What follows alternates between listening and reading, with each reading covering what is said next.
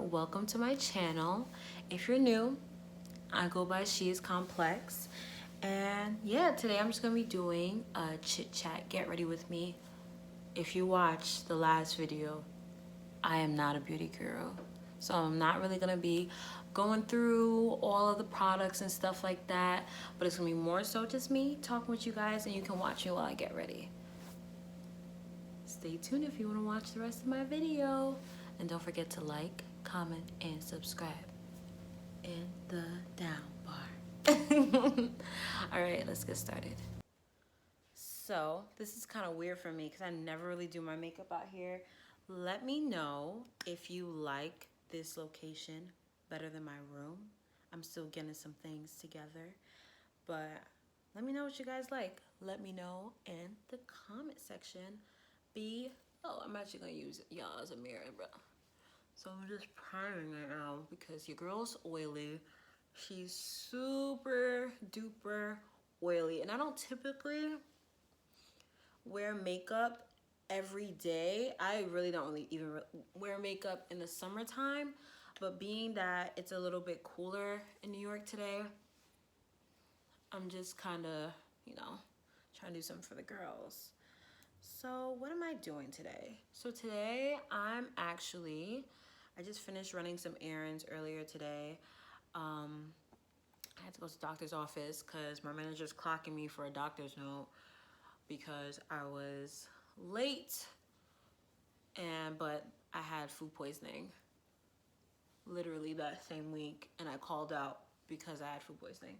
So she's going in for no reason, but gotta suffice what the witch wants, until I can get up out of there. So I went, got a doctor's note. I biked over to the doctor. I printed some documents that I needed for my financial aid because school is coming up. We finna be in, my earring broke again. But school is about to be in session. So that actually looks cool. School is about to be back in session. Let me know down in the comment section, are you ready? Cause I'm excited. I'm definitely excited to go back to school and get it over with. But do I really want summer to end? No, of course not. So, and I'm just reaching over here because I have all my little tools and stuff set up on the table. I never really do my makeup out here, but the lighting is actually A1, and I can really see like everything that's going on with my skin, and I feel like I can get a really flawless, as flawless as I can really get it, because I'm not really the best at makeup, but we're all learning. We are all learning. But yeah, I did that, doctor's office, printed out some documents, and now I'm just getting ready because I'm gonna go to therapy in a little bit. For people who know me, I've been going to therapy now for about a year, and it's really helped me out a lot. About 2 years ago, I went through something really, really crazy, and I kind of lost control, and I had to take a year off from school. That could be a whole other video, just so I can get a little bit more into detail when I'm a bit more comfortable talking about some of the things that I went through. Let me know if you guys would be interested in something like that, where I get more in detail into my mental health journey, because it definitely was a journey to get where I am today in regards to having control and feeling like I'm able to complete my day-to-day task and not allow the stressors that I was feeling to overwhelm me, and understand that I wasn't alone. Because a lot of times when you're dealing with mental health, you feel like you're the only one who's ever went through something like what you're going through. And once me and my therapist continued to talk, it allowed me to put things into perspective, and also learn different techniques to allow me to cope, because how I was coping with my emotions and the anxiety and the other extreme feelings that I was feeling wasn't healthy. And it was important for me to find, this is damp by the way, I know that at least. It was important for me to find an outlet to really express myself, so I can have that control and so I can go back, not because my day-to-day life is not the same because I have all these mechanisms that I'm using, but to create my normal, because I wasn't feeling normal. And I was constantly feeling overwhelmed and feeling like I can't do anything. And I'm young, and I didn't. It's in when I don't like my voice. But I'm young, and it's like I wasted an entire, not wasted, I lost a year of my life because of the things that I went through. And for other people that are dealing with mental health and dealing with these kind of emotions, I just want to emphasize that you're not the only person going through this. You're not alone, and you can find help. And as soon as you get that help and you find coping mechanisms that work well for you, you're going to be able to take back that control and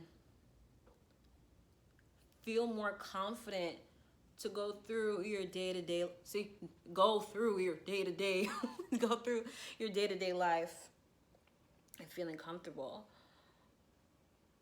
And also, it's really important to surround yourself with people who are not toxic.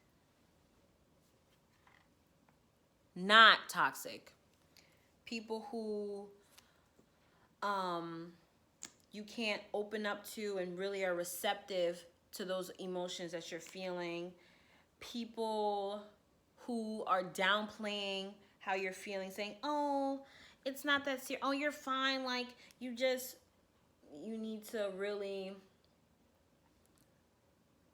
steer clear of people like that. And also, a lot of time, especially in the Black community and communities of people of color just in general, a lot of immigrants, it's kind of hard to talk about mental health because it's not something that a lot of our parents have went through or were able to talk about with their parents.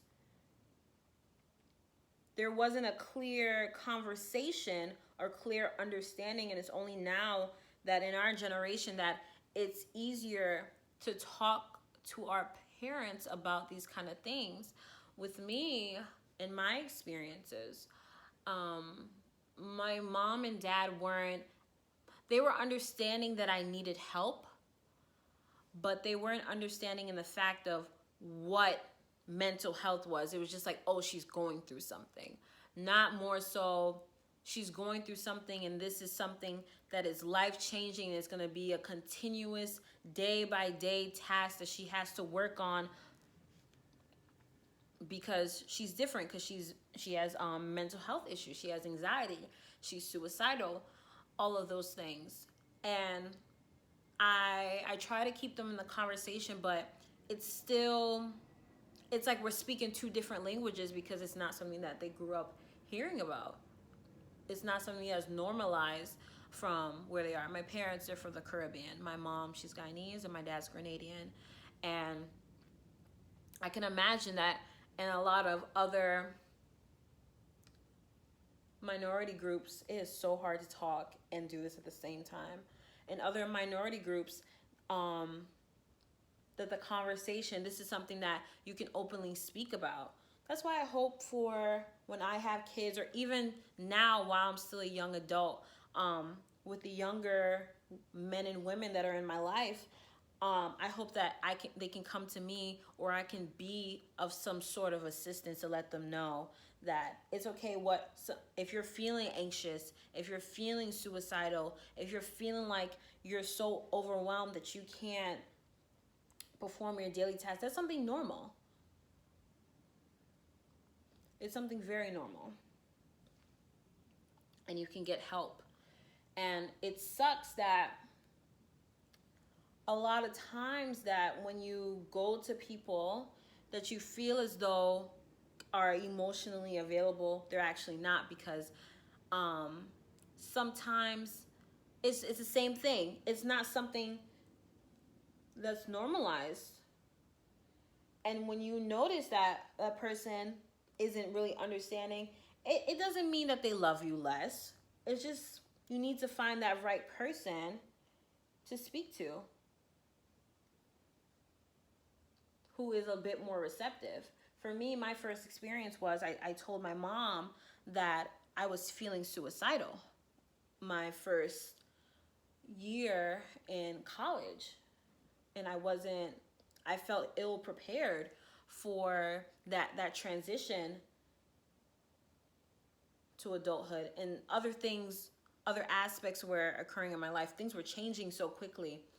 And she just told me, and my mom's a jokester, she says to me, Raquel, if you kill yourself, I'm gonna kill you too. And I'm just like, Mom, what? Like, that's not what I needed to hear. And in that moment, like, it made me laugh, but it didn't solve the issue. So then the next step for me was I went to get help in school. I think about, does this look blended? Does that look blended, y'all? Because I don't even know. This mirror is so dang small.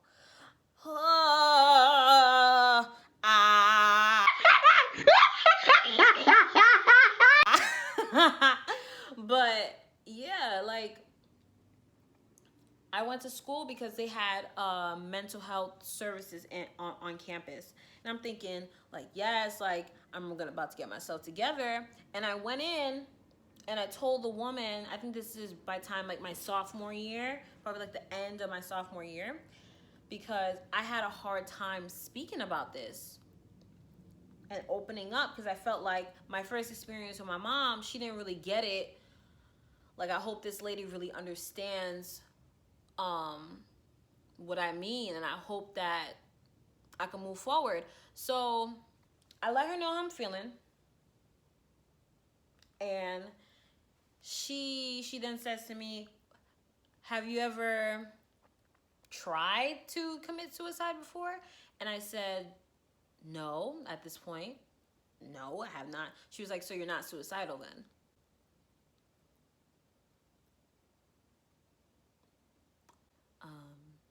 Well, I have panic attacks almost every day, about 3 to 5 times a day. So, and the things that I think about, I don't think what is normal? The average person thinks about doing. So, what do you mean? Looking a little light in the face, Raquel. You need to add some bronzer because this is looking a little pasty. But yeah, so I was just like, bruh, what? Actually, let me set the concealer and everything else first. Oh, that was a lot of powder. No. Just tap a little bit of that off. It's a lot of powder. Oh God, this is why. Okay. All right, that's fine. That's cool. Okay. See, these beauty gurus are quick. Why is she applying her powder like that? Because I'm not eager. But I was just like, bruh, was this lady serious? She really told me, like, essentially she was just saying that there was nothing wrong with me. And that I'm fine, I'm normal. I'm just stressed. And yeah, that's basically it. And then she told me to come back in, and I never came back in because I didn't, she made me feel uncomfortable, and I didn't like, the overall experience wasn't good. it wasn't good. And after that experience, it took me a long time before I got professional help, because I was scared that my feelings would be undermined and that I would potentially be judged, especially because often I feel like as a black woman, as a young black woman, we're not allowed to feel. We're not supposed to be emotional. And I don't want it to be a race thing, but I feel like that's what it constantly comes down to. Even like among my good friends, it's like, oh, like, what do you mean? Oh, like you're feeling like, or I would say it and then there would be nothing said back. Looking kind of Chloe, girl, what? I haven't got a highlight on yet. That's just oil, because your girl's oily. But yeah, it's just nothing would be said. Be like, what? Perdón? ¿Cómo fue? Huh? Like, are you gonna say anything back? Feeling really sad, overwhelmed. Nothing's zilch. All right, cool. That's okay. So it prevented me from solving the problem a lot sooner. Therefore causing me to compartmentalize a lot of the emotions that I was feeling. And I thought, and I thought that by holding it in and not talking about it and getting to the root of the issue would solve the issue, because then it would go away, right?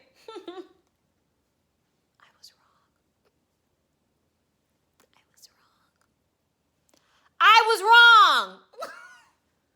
I was very wrong, and it only made it worse.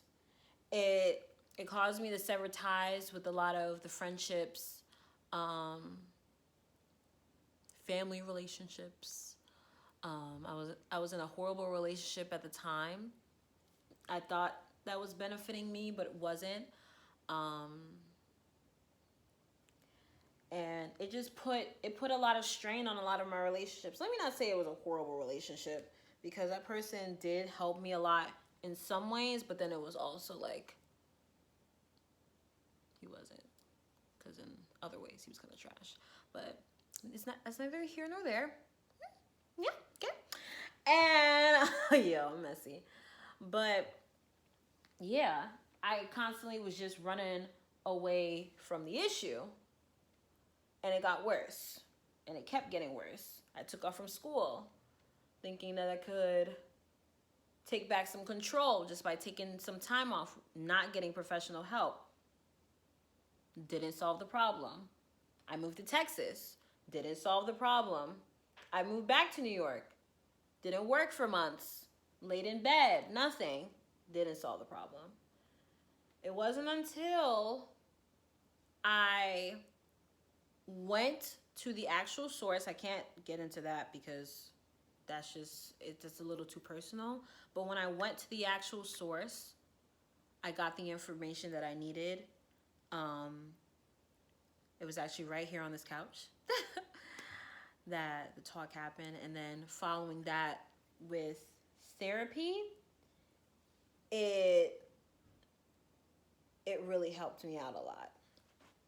And I was able to really put things in perspective. And it wasn't easy, because even after the talk, I still struggled with having trust and feeling comfortable, because it was an entire year that went by before I had this talk.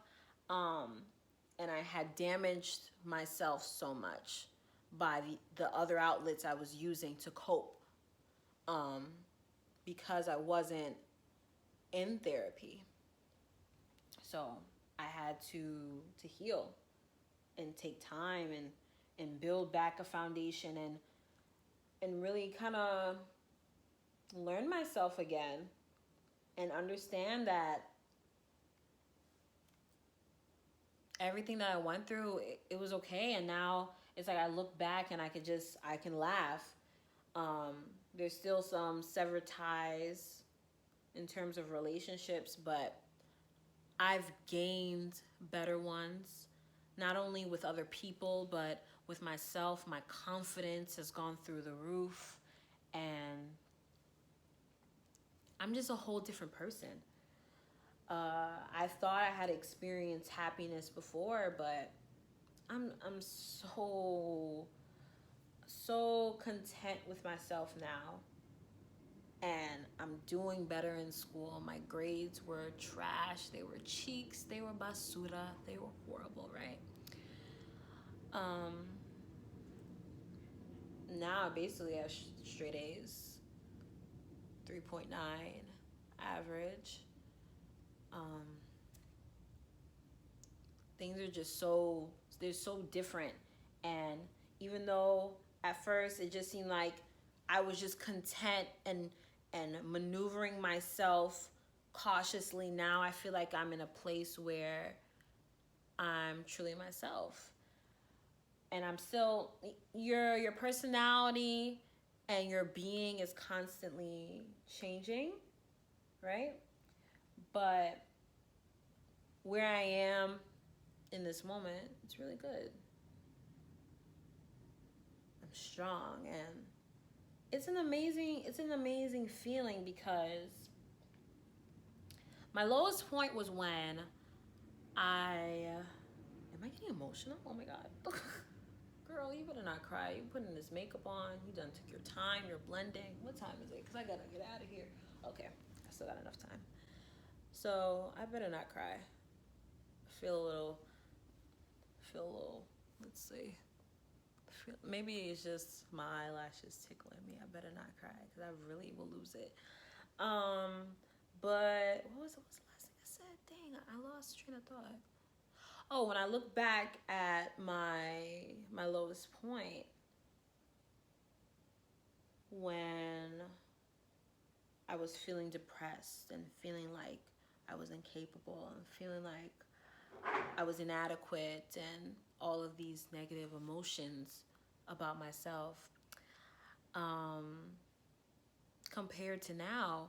And it's a complete 180. I'm such a social, talkative, loving, kind person. And during that time where I was feeling depressed, I didn't want to talk to anybody. I didn't leave my house. I barely got up to eat. Um, the person that I thought I loved sometimes like put me down and wasn't constantly uplifting me, and they were going through things too, and it wasn't it wasn't the ideal place to be in, you know? We're going, we are united signs. Watch the picture where you paint.